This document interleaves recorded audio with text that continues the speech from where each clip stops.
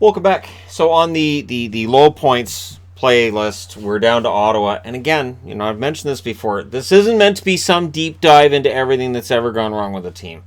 I don't want to do that because that would feel like you're picking on a team or fan base and all that. So I don't do that. But these jerseys, the Sens jerseys, it's just weird. And the striping is really bizarre. You've got this white stripe here. And then this red underneath, like, who designed all this? Who was in charge of the design that said, yeah, we'll just do that all the way around, and then we'll have the stripes, and then we'll have the logo and then we'll just say Sens on the front, because if they can have bolts in Tampa, we can have Sens. It's weird. Anyways, when we think about Ottawa right now, it feels like they're at a low point, and yet, when you look at the drought, they're not up there yet, because 2017, which wasn't that long ago, this was a team that looked like they were on the verge of winning something. And then they didn't. And so I really think what happened was you go into the 2017-2018 season. You're coming off of almost knocking off Pittsburgh, almost getting into the Stanley Cup Finals. And you have a perception that this team is probably better than what they actually are. So you make the Matt Duchene trade thinking we are close. Duchene can put us over the top, and this could be it. It's an upgrade over Kyle Turris. And so this puts us over the top. And of course, we know that was the start of things falling apart. Now, the record wasn't great before that trade, but their record definitely didn't get better after that trade. So when we look at the franchise, it is hard not to talk about that. And then, of course, all of the other Eugene Melnyk type stuff that's been going on since then. Now, for most losses, Craig Anderson has 168 to lead the team in that category. He's been there for a very long time, and he has lost a lot of games since the 2017 playoffs. And when you look at the lost asset, I just have the 2017 roster up there. Name it. Now, at the same time, the Karlsson deal's been good for them. The Hoffman deal, probably not as much. They probably could have got more back than what they got for Hoffman. San Jose certainly did. That had to smart when they trade Hoffman to San Jose, and then San Jose flips him to Florida, and San Jose got more back for him than Ottawa did. And so there's definitely been a huge turnover. And of course, Jean-Gabriel Pageau went at the deadline this year, which has to be frustrating for Ottawa fans. I know it was frustrating for me in that, again, there's more and more veterans that are going, and so now it's the idea that they're trying to build up from there, and we'll see what happens. Because as we go through this, you can see, as dark as things might look right now, they can improve quickly if things are done right. The Tarasenko pick. They had the pick that became Vlad Tarasenko and traded it to St. Louis for David Rundblad, who moved around a little bit there before he really busted as an NHLer. So multiple GMs thought this guy's going to be pretty good, and then it didn't quite work out for him.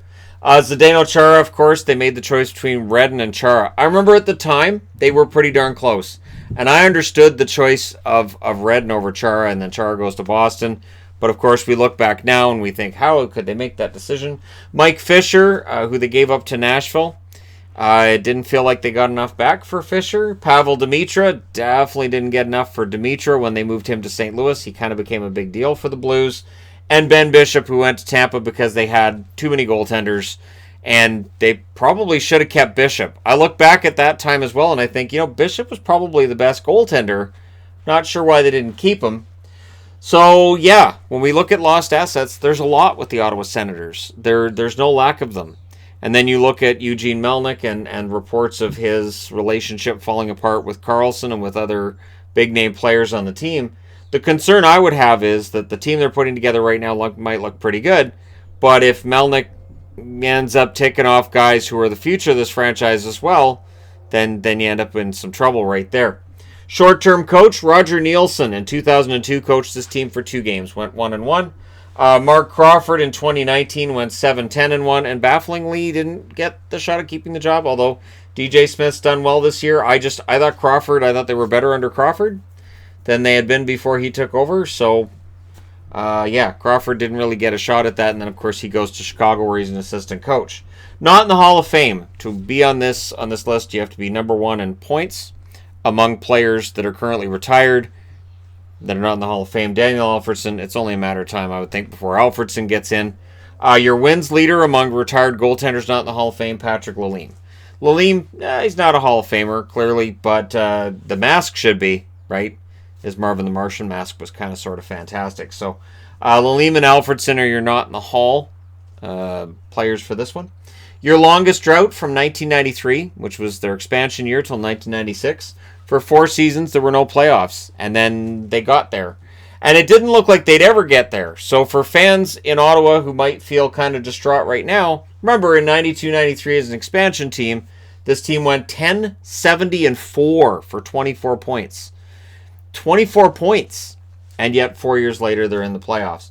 Year 11, 2002-2003, they had a 52-21-8-1 record, 113 points. Almost 100 points better than they were in their expansion year by year 11. So things did improve quickly after some 4 years of awful. And I've discussed this in other videos where I had a truly awful season for Ottawa in there. And it was bad. And this was basically, they drafted in their expansion draft more towards the younger players. Tampa Bay took the more established players. And you saw right away the benefits of that for Ottawa. If you want the number 1 draft pick, you're going to get it. And of course, number 1 draft pick, they used on Daig. That was kind of sort of a miss. Although early in his career, Alexander Daig looked pretty good. And then he didn't. Lowest points percentage against any team in the league. Vegas is on the board with a 333. So since that's a small sample size, Chicago is next with a 405 winning percentage. I was actually kind of surprised it wasn't Boston, because they have struggled against Boston. Boston has had some seasons where they have a pretty easy time with the Ottawa Senators. Goals for per game, their fewest against Anaheim. 2.3 goals per game against the Anaheim Ducks. Goals against per game, the most is against Vegas, 4.17, and Colorado, 3.85. Because again, Vegas, too small of a sample size. Vegas has feasted on a pretty poor Ottawa team since they came into the league, and it's been a rough time for the last 3 years for them. So for Ottawa fans, they're really hoping that next year they get back into the hunt for the playoffs. Lowest points per game played. Again, this is minimum of 100 games played. And the leader's Ben Harper. I'm actually mildly surprised he's the leader. .068, Brian McGrattan. Less surprised by him. .070, František Musil. .074. He was a defensive defenseman, clearly. Dennis Viel, .097. And Darcy Lowen, .098. So a few tough guys on the board there. And then the original Senators who played from 1917 through 1934. You know, the one that Senators fans try to say, well, this is just a continuation. Yeah, there was almost a full 60 years between Senators version 1 and Senators version 2. So I'm going to go ahead and disagree with you there.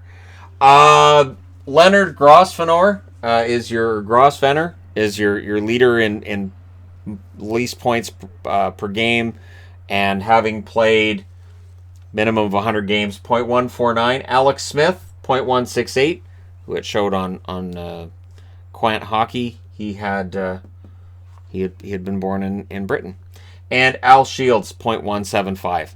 So I just figured, I'll throw up the original Ottawa Senators. But there's almost full 60 years between the original Senators and the new Senators. I don't see one as a continuation of the other. That's why when they say, well, they've got Stanley Cups in Ottawa. Yes, but not with this franchise. I know it's the same name, but it's not this franchise. It's not. Lowest save percentage, minimum of 50 games played. And there's Peter Sidorkiewicz, .856. He was behind the line of fire that first year in Ottawa, and I felt really bad for him. He had gone from an iffy situation in Hartford to just being behind one of the worst defenses ever created in hockey. So that .856 save percentage, don't hold it against him too much. Craig Billington, .860. Don Beaupre, .888. And Damian Rhodes, .902 save percentage as an Ottawa Senator. He would move on to Atlanta after being in Ottawa. And of course, he was picked up from Toronto. Goalie with the best name, well, I went with Sidorkiewicz, because why not? And of course, Ron Tugnut, because of course. So Ottawa's overall run has not been awful. I know that right now it may feel bad, and you look at their first year and it was really bad. But when they were good, they were really quite good. And it was a shame that roster they had, and I'm thinking about that 2003 era, in and around that time, that they couldn't break through. First, they couldn't beat the Toronto Maple Leafs. The record against Toronto in the playoffs was a mismatch all the way around. And during the regular season, they've had their struggles. And yeah, this is just a team that just didn't quite get over the hump. 2007, they make the Stanley Cup Finals, but they were outgunned by just a better Anaheim team is the way that works. And I don't know. I don't know when Ottawa wins the Stanley Cup. I would like to see it. I think that would be fun. But it is definitely a low that this team hasn't won a Stanley Cup since they joined the NHL in 1992. And came back as the Ottawa Senators because that's what you do. And they wear red and black because those are kind of the colors that you wear if you're a team in Ottawa. Just the way that works. I'm just thinking about their football teams, and they're almost always red and black, whether it was the Rough Riders, the Renegades, and now the Red Blacks. It's got to start with an R, and it's got to be red and black. These guys, it starts with an O. The first name, anyways, starts with an S for their actual team name. All the Ottawa teams, their first names start with an O. Not a very well-known fact. Anyways, there you go. Teams are people watching this are going to be like, is he crazy? Does he not? What is he trying to say? Anyways, there you go. The low points for the Ottawa Senators, really, in all honesty, it feels like what we're going through now has been that low point. But I think we're through the worst of it. I think from here on, I think things have to get better. We're definitely in a situation right now where the salary cap's at the very best going to stay static. And Ottawa may be in a position where they can control their future with all the cap space they're going to have and with their ability to use that to parlay their way into other teams, giving them contracts that maybe allow them to pick up more prospects, maybe take some of their draft picks they've accumulated and use them to move up in the draft and take on a bad contract here and there. So what I'm trying to say is things should be getting better. The one thing that for me still sort of lords over this franchise is the Eugene Melnyk question. Can Eugene Melnyk allow this team to build and become something great without trying to get himself in there and potentially create tension between himself and somebody in that locker room? That's the question that I have. Let me know your thoughts in the comment section below as always. Don't forget to hit like and subscribe if you're browsing your way through. You just happened upon this video. Thank you guys so much for watching, for all your support. I will talk to you again soon.